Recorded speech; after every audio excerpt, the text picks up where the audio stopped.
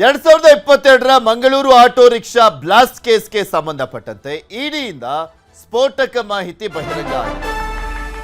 2022ರ Mangaluru auto rickshaw blast ಕೇಸ್ಗೆ ಸಂಬಂಧಪಟ್ಟಂತೆ ಇಡಿಯಿಂದ ಸ್ಫೋಟಕ ಮಾಹಿತಿ ಸಿಗ್ತಾ ಇರುವಂತದ್ದು. ಧರ್ಮಸ್ಥಳ ದೇಗುಲ ಟಾರ್ಗೆಟ್ ಮಾಡಿದಂತೆ ಶಾರಿಕ್, ಧರ್ಮಸ್ಥಳದ ದೇಗುಲವನ್ನ ಕೂಡ ಟಾರ್ಗೆಟ್ ಮಾಡಿದಂತೆ ಆ ಬ್ಲಾಸ್ಟ್ನ ಸಂದರ್ಭದಲ್ಲಿ ಸಿಕ್ಕಾಕೊಂಡಲ್ಲ ಶಾರಿಕ್. ಅವನು ಶಾರಿಕ್ ಪ್ಲಾನ್ ಬಗ್ಗೆ ಇಡಿ ಮಾಧ್ಯಮ ಪ್ರಕಟಣೆಯನ್ನ ಹೊರಡಿಸಿದೆ.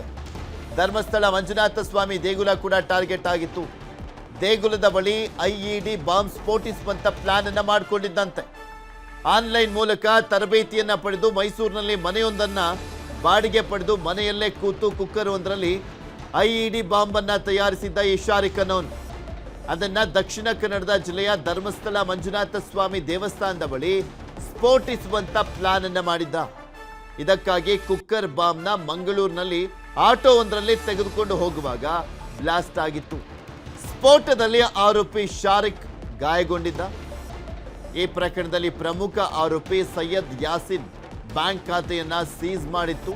ಇಡಿ ಪಿಎಂಎಲ್ಎ ಕಾಯ್ದೆ ಅಡಿ ಪ್ರಕರಣವನ್ನ ದಾಖಲಿಸಿ ತನಿಖೆಯನ್ನ ನಡೆಸ್ತಾ ಇದೆ. ಇಡಿ ತನಿಖೆಯನ್ನ ಮಾಡುತ್ತೆ ಅಂದ್ರೆ prevention of money laundering act ಅಂದ್ರೆ ಪಿಎಂಎಲ್ಎ ಕಾಯ್ದೆ ಅಡಿ ಪ್ರಕರಣ ದಾಖಲಿಸಿಕೊಂಡೇ ಅವರು ತನಿಖೆಯನ್ನ ಮಾಡುವಂಥದ್ದು. ECIR ಕೂಡ ದಾಖಲಾಗಿತ್ತು ಈ ಪ್ರಕರಣದಲ್ಲಿ. ಶಾರಿಕ್ ಅನ್ನೋನ್ನ ತೋರಿಸ್ತಾ ಇದೀವಲ್ಲ, ನಿಮಗೆ ತೋರಿಸ್ತಾ ಇದೀವಲ್ಲ, ಕುಕ್ಕರ್ ಬ್ಲಾಸ್ಟ್ನ ಆರೋಪಿ ಅವನು ಶಾರಿಕ್.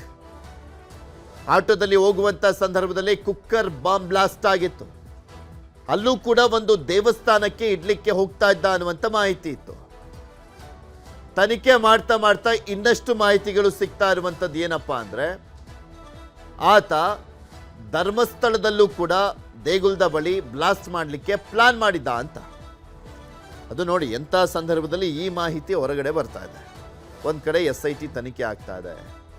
ಈ ಸಂದರ್ಭದಲ್ಲೇ ಶಾರಿಕ್ನ ತನಿಖೆಯ ಭಾಗವಾಗಿ ಆತ ಮಾಡಿಕೊಂಡಿದ್ದಂಥ ಪ್ಲಾನ್ನ ವಿಚಾರಕ್ಕೆ ಸಂಬಂಧಪಟ್ಟಂತೆ ಇಡಿಯಿಂದ ಮಾಹಿತಿಯನ್ನ ಕೊಡಲಾಗ್ತಾ ಇದೆ. ಇದ್ರ ಬಗ್ಗೆ ಇನ್ನಷ್ಟು ಮಾಹಿತಿಯನ್ನ ಕೊಡ್ತಾ ಹೋಗ್ತಾರೆ ನಮ್ಮ ಪ್ರತಿನಿಧಿ ಗಂಗಾಧರ್ ನಮ್ಮ ಜೊತೆ ನೇರ ಸಂಪರ್ಕದಲ್ಲಿ ಜಾಯ್ನ್ ಆಗಿದ್ದಾರೆ. ಗಂಗಾಧರ್, ಧರ್ಮಸ್ಥಳದ ವಿಚಾರ ರಾಷ್ಟ್ರದಾದ್ಯಂತ ಚರ್ಚೆ ಆಗ್ತಾ ಇದೆ. SIT ತನಿಖೆಯನ್ನ ಕೂಡ ಮಾಡ್ತಾ ಇದೆ. ದಿನದಿನನೂ ಕೂಡ ಸಾಕಷ್ಟು ಕೌತುಕ, ಕುತೂಹಲ, ಆತಂಕ, ಅಚ್ಚರಿ ಎಲ್ಲವೂ ಕೂಡ ಇರುವಂಥದ್ದು. ಇದೇ ಸಂದರ್ಭದಲ್ಲೇ ಇಡಿಯ ವಿಚಾರ ಕೂಡ ಅಂದ್ರೆ ಶಾರಿಕ್ನ ವಿಚಾರಕ್ಕೆ ಸಂಬಂಧಪಟ್ಟಂತೆ ಇಡಿ ಕೂಡ ಕೆಲವೊಂದು ವಿಚಾರಗಳನ್ನ ಹೊರಗಡೆ ಆಗಿರುವಂಥದ್ದು. ಏನೆಲ್ಲ ಇದೆ, ಇಡಿ ಏನ್ ಹೇಳ್ತಾ ಇದೆ ಧರ್ಮಸ್ಥಳದ ದೇಗುಲದ ಬ್ಲಾಸ್ಟ್ ವಿಚಾರಕ್ಕೆ ಸಂಬಂಧಪಟ್ಟಂತೆ ಇವನು ಮಾಡ್ಕೊಂಡಿದ್ದಂಥ ಪ್ಲಾನ್ ಬಗ್ಗೆ?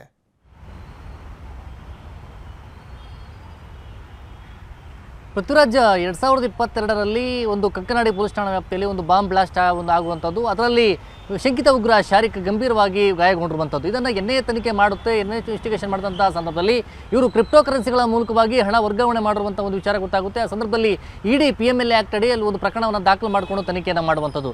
ಇದೀಗ ಇಡಿ ಅಧಿಕಾರಿಗಳು ಒಂದು ಅಧಿಕೃತವಾದಂಥ ಒಂದು ಪತ್ರಿಕಾ ಪ್ರಕಟಣೆಯನ್ನು ಹೊರಡಿಸಿದರೆ ಅದರಲ್ಲಿ ಒಂದು ಆತಂಕಕಾರಿ ವಿಚಾರ ಕೂಡ ಬೆಳಕಿಗೆ ಬಂದಿರುವಂಥದ್ದು. ಏನಂದರೆ ಈ ಯಾಸಿನ್ ಮತ್ತು ಮಾಜ್ ಮತ್ತು ಶಾರಿಕ್ ಇವು ಶಂಕಿತ ಉಗ್ರರೆಲ್ಲ ಸೇರಿಕೊಂಡು ಈ ಒಂದು ISIS ಒಂದು ಸಂಘಟನೆಯ ಮೂಲಕವಾಗಿ ಅದರಲ್ಲಿ ಪ್ರಮುಖವಾಗಿ ಧರ್ಮಸ್ಥಳದಲ್ಲಿ ಒಂದು ಬಾಂಬನ್ನು ಇಟ್ಟು ಸ್ಫೋಟ ಮಾಡುವಂಥ ನಿಟ್ಟಿನಲ್ಲಿ ಇವರು ಎಲ್ಲ ಕೂಡ ಒಂದು ಸಂಚನ್ನು ರೂಪಿಸಿದ್ರು. ಒಂದು ಆತಂಕಕಾರಿ ವಿಚಾರವನ್ನು ಈಗ ಪತ್ರಿಕಾ ಪ್ರಕಟಣೆಯಲ್ಲಿ ಇಡಿ ಕೊಟ್ಟಿರುವಂಥದ್ದು. ಯಾಕಂದರೆ ಯಾಸಿನ್ ಖಾತೆಯಲ್ಲಿದ್ದಂಥ 29,000 ಹಣವನ್ನು ಈಗ ಇಡಿ ಅಕ್ರಮ ಹಣ ಅಂತೇಳಿ ಈಗ ಜಪ್ತಿ ಮಾಡಲಾಗಿರುವಂಥದ್ದು. ಅದೇ ರೀತಿಯಾಗಿ ಇನ್ವೆಸ್ಟಿಗೇಷನ್ ಮಾಡಿದಂಥ ಸಂದರ್ಭದಲ್ಲಿ ಮಾಜ್ ಮುನೀರ್ ಕರ್ನಲ್ ಮೂಲಕವಾಗಿ ಅಂದರೆ ಎಲ್ಲೋ ಒಂದು ಕಡೆ ಹ್ಯಾಂಡ್ಲರ್ ಆಗಿರುವಂಥ ಕರ್ನಲ್ ತನ್ನ ಆನ್ಲೈನ್ ಮೂಲಕವಾಗಿ ಕ್ರಿಪ್ಟೋ ಕರೆನ್ಸಿ ಮೂಲಕವಾಗಿ ಇವರಿಗೆ ಹಣವನ್ನು ಟ್ರಾನ್ಸಾಕ್ಷನ್ ಮಾಡಿಸ್ತಾ ಇರುವಂಥದ್ದು. ಅದರಲ್ಲಿ 2 ಲಕ್ಷಕ್ಕೂ ಹಣ ಇವರು ಆ ವಹಿವಾಟು ಮಾಡುವ ಮೂಲಕವಾಗಿ ಈ ಒಬ್ಬ ಶಾರಿಕ್ ಕಚ್ಚಾ ವಸ್ತುಗಳನ್ನು ಆನ್ಲೈನ್ನಲ್ಲಿ ಪೂರೈಕೆ ಮಾಡೋಕ್ಕೆ ಈ ಹಣವನ್ನು ಬಳಕೆ ಮಾಡಿಕೊಂಡಿರುವಂಥದ್ದು ಕೂಡ ಗೊತ್ತಾಗಿದೆ.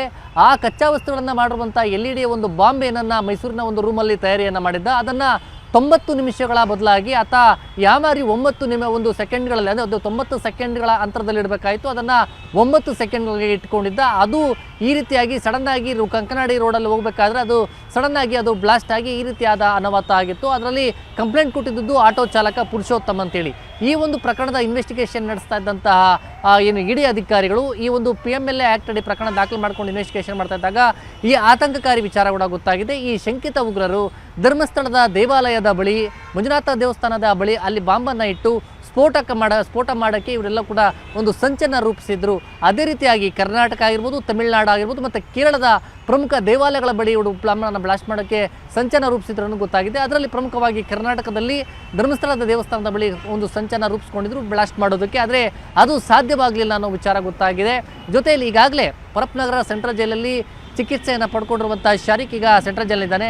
ಅದೇ ರೀತಿಯಾಗಿ ಮಾಜ್ ಮುನೀರ್ ಆಗಿರ್ಬೋದು ಮತ್ತು ಸೈಯದ್ ಯಾಸೀನ್ ಆಗಿರ್ಬೋದು, ಮೂವರು ಕೂಡ ಈಗ ಸೆಂಟ್ರಲ್ ಜೈಲಲ್ಲಿ ಇರುವಂಥದ್ದು. ಆದರೆ ಇನ್ವೆಸ್ಟಿಗೇಷನ್ NIA ಆಗಿರ್ಬೋದು ಸ್ಥಳೀಯ ಪೊಲೀಸರು ನಡೆಸ್ತಾ ಇದ್ರು. ಆ ಬಳಿಕ ಅದು ಪ್ರಕರಣ NIAಗೆ ವರ್ಗಾವಣೆ ಆಗುತ್ತೆ. NIA ಕೂಡ ಸಾಕಷ್ಟು ಆ ಬಗ್ಗೆ ಇನ್ವೆಸ್ಟಿಗೇಷನ್ ಮಾಡುವಂಥದ್ದು. ಇವರೆಲ್ಲ ಯಾವ ರೀತಿ ಪ್ಲ್ಯಾನನ್ನು ಮಾಡ್ಕೊಂಡಿದ್ರು ಮತ್ತು ಕಚ್ಚಾ ವಸ್ತುಗಳ ಒಂದು ಅದನ್ನು ಬಳಸುವಂಥದ್ದು, ಖರೀದಿ ಮಾಡಿರುವಂಥದ್ದು, ಅದು LED ಕುಕ್ಕರ್ ಅಲ್ಲಿ ಇಟ್ಟು ಬಾಂಬನ್ನು ತಯಾರಿಕೆ ಮಾಡುವಂಥದ್ದೆಲ್ಲ ಆನ್ಲೈನಲ್ಲಿ ಟ್ರೈನಿಂಗನ್ನು ಪಡ್ಕೊಂಡಿರುವಂಥ ವಿಚಾರ ಏನಿತ್ತು. ಅದಕ್ಕೆ ಬೇಕಾದಂಥ ಅಮೌಂಟನ್ನು ಕ್ರಿಪ್ಟೋ ಕರೆನ್ಸಿ ಮೂಲಕವಾಗಿ ಒಂದು ಹ್ಯಾಂಡ್ಲರ್ ಕರ್ನಲ್ ಕಳಿಸ್ತಾ ಇದ್ದಿದ್ದು. ಇವನಿಗೆ ಅಮೌಂಟನ್ನು ಅದು ಯಾವ ರೀತಿ ರಿಸೀವ್ ಮಾಡ್ಕೊಳ್ಬೇಕು ಅಂತೇಳಿ ಮಾಜ್ ಮುನೀರ್ ಟ್ರೈನಿಂಗ್ ಒಂದು ಶಾರಿಕಿಗೆ ಕೊಟ್ಟಿದ್ದಂಥದ್ದು ಇವೆಲ್ಲವೂ ಕೂಡ ವಿಚಾರ ಬೆಳಕಿಗೆ ಬಂದಿತ್ತು. ಅದೇ ರೀತಿಯಾಗಿ ಇಡೀ ತನಿಖೆ ಮಾಡುವಂಥ ಸಂದರ್ಭದಲ್ಲಿ PMLA ಆ್ಯಕ್ಟಲ್ಲಿ ಇವರು ಅಮೌಂಟನ್ನು ಯಾವೆಲ್ಲ ಅಕ್ರಮವಾಗಿ ಹಣ ವರ್ಗಾವಣೆ ಮಾಡಿಕೊಂಡು ಬಳಕೆ ಮಾಡ್ಕೊಂಡಿದ್ರು ಅನ್ನೋ ವಿಚಾರ ಏನು ಗೊತ್ತಾಗಿತ್ತು.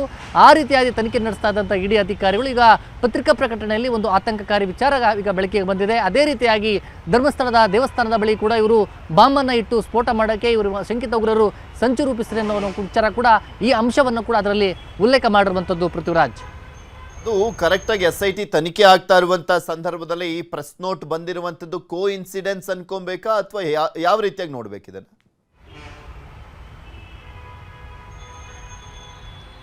ಇದೊಂದು ಕಾಕತಾಳೀಯ ಅಂತಲೇ ಹೇಳ್ಬೋದು ಪೃಥ್ವಿರಾಜ್. ಯಾಕಂದರೆ ಈಗಾಗಲೇ ಧರ್ಮಸ್ಥಳದ ಒಂದು ಅರಣ್ಯ ಭಾಗದಲ್ಲಿ ನೇತ್ರಾವತಿಯ ಘಟ್ಟದಲ್ಲಿ ಅಲ್ಲಿ ನೂರಾರು ಶವಗಳನ್ನು ಹೂತಿದ್ದ ಅಂತೇಳಿ ಈಗಾಗಲೇ ಒಂದು ಅನಾಮಿಕ ವ್ಯಕ್ತಿ ಕೊಟ್ಟಂಥ ದೂರ ಏನಿದೆ, ಆ ದೂರ ಈಗ SIT ಅಧಿಕಾರಿಗಳು ಕಳೆದ 2 ವಾರಗಳಿಂದಲೂ ಕೂಡ ತನಿಖೆ ಅಲ್ಲನ್ನು ನಡೆಸ್ತಾ ಇದ್ದಾರೆ. ಆ ಸ್ಪಾಟಲ್ಲಿ ಮಾಜರು ಮಾಡುವಂಥದ್ದು, ಉತ್ಖನನ ಪ್ರಕ್ರಿಯೆಗಳನ್ನು ನಡೆಸ್ತಾ ಇದ್ದಾರೆ. ಬಹುತೇಕವಾಗಿ ಈಗ 12 ಸ್ಪಾಟ್ಗಳಲ್ಲಿ ಈಗ ಉತ್ಖನನವನ್ನು ಮಾಡಲಾಗಿದೆ.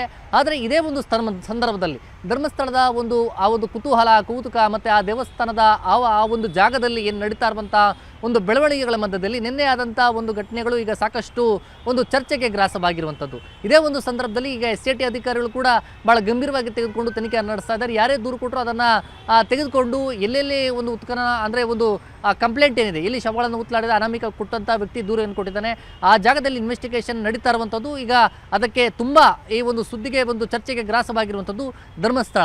ಈ ಧರ್ಮಸ್ಥಳ ಆ ಒಂದು ಗ್ರಾಮದ ವಿಚಾರ ಆಗಿರ್ಬೋದು ಮತ್ತು ಆ ಏರಿಯಾ ಆಗಿರ್ಬೋದು, ಆ ಒಂದು ಜಾಗದ ನೇತ್ರಾವತಿ ಘಟ್ಟದ ಜಾಗದ ವಿಚಾರಕ್ಕೆ ಈಗ ಸಾಕಷ್ಟು ಚರ್ಚೆಗಳು ನಡೀತಾ ಇರುವಂಥ ಸಂದರ್ಭದಲ್ಲಿ ಈಗ ಕಾಕತಾಳೀಯ ಎಂಬಂತೆ ಈಗ ಇಡಿ